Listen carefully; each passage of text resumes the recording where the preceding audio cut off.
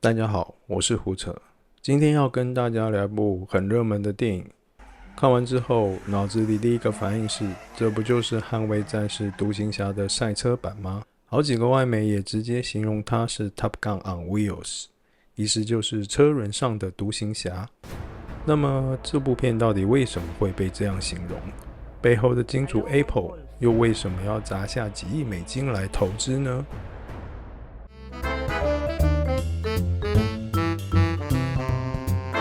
光影人生系，天涯蜜之音，欢迎收看胡扯八道说电影。为什么像捍卫战士？原因其实非常明确，同一个导演，这部片的导演是乔瑟夫·科辛斯基，他之前就是拍捍卫战士：独行侠。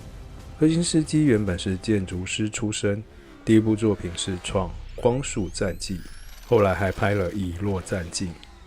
它的特色就是画面感极强，擅长用真实拍摄来营造临场感，所以你在戏院里会有一种这不是特效，而是我真的坐在里面的错觉。剧情套路相似，独行侠是老将汤姆克鲁斯回归，带领新一代飞行员。F1 电影则是老车手布莱德比特重返赛道，带着年轻车手挑战比赛。独行侠用真实战机，这部 F1 则是把 IMAX 摄影机直接装在赛车上，演员真的开到时速300公里以上，画面真实到让你心跳加速。最后音乐元素，独行侠靠 Lady Gaga 的主题曲让情感爆发。F1 同样用摇滚与史诗配乐搭配引擎声，把热血推到最高点。所以它被叫做 Top Gun on Wheels， 并不是夸张，而是因为导演、套路、感官、音乐全部都一样。那更有趣的问题是 ，Apple 为什么要砸几亿美金拍这部电影？要知道 Apple 之前拍过什么，像 Coda 拿下奥斯卡最佳影片，还有《花月杀手》、拿破仑，这些都是名导大作，这些片口碑很好，但票房普遍不太理想。Apple TV Plus 的订阅数也一直追不上 Netflix， 所以这次 Apple 改变策略了，它不再只压奥斯卡型精品片，而是押宝一部全球都能看的娱乐爽片。Apple 投资这部片背后有5个原因。F1 市场超大，全球超过5亿粉丝，每年转播收入超过20亿美元，年轻观众爱看。这部片13到24岁观众占了将近30%，正好是 Apple 想要的年轻族群。未来布局 ，Apple 正积极争取 F1 的转播权，传出每年愿意花上亿美金。这部电影就像先帮 F1 在美国暖身。品牌加持 ，Apple 在 WWDC 大会开场用赛车宣传。Apple Pay 还有购票优惠，这不只是电影，而是一场品牌大秀。商业突破，这是 Apple Studios 第一次真正的票房大成功，代表它终于跨出奥斯卡小众市场，进入大众娱乐。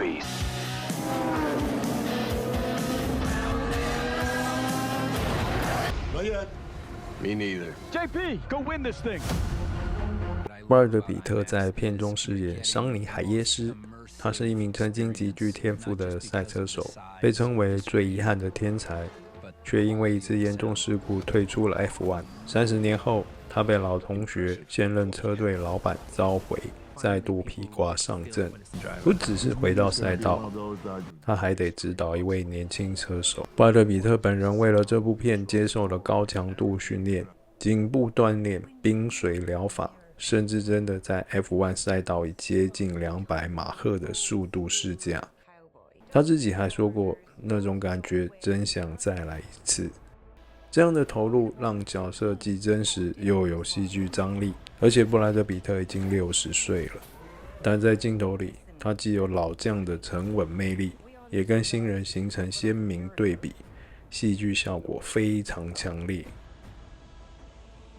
不过，现实里的 F1 其实比电影残酷得多，车手平均职业寿命只有5到8年，比赛时速能到370公里，一不小心就是死亡。一场比赛下来，心跳维持在170到190，等于边开车边跑马拉松。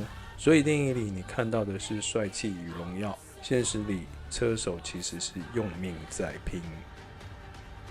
所以这部 F1 电影表面上是爽片，背后却是一场娱乐战争。Netflix 用纪录片《Drive to Survive》把 F1 在美国炒红 ，Amazon 将体育转播 ，Apple 则用这部片冲击大众娱乐市场。这已经不只是电影，而是科技巨头的布局。而这部电影也摆明了，它放弃深度，就是要给你满满的感官刺激。所以我建议最好的方式就是进戏院，尤其是 IMAX， 因为导演乔瑟夫·科辛斯基就是为大荧幕设计的，只有在 IMAX 你才能享受到他打造的极致震撼。总结一下，这部 F1 电影的确是一部捍卫战士独行侠的赛车版，同一个导演，同样的套路，同样的热血。它剧情不算深刻，但它爽，背后还藏着 Apple 的野心。它不是单纯的赛车片，而是一场娱乐产业的布局。问题是，你觉得它只是一部娱乐爽片吗？还是 Apple 精心设计的一场商业阴谋呢？我是胡扯。如果你喜欢今天的内容，请别忘了分享订阅。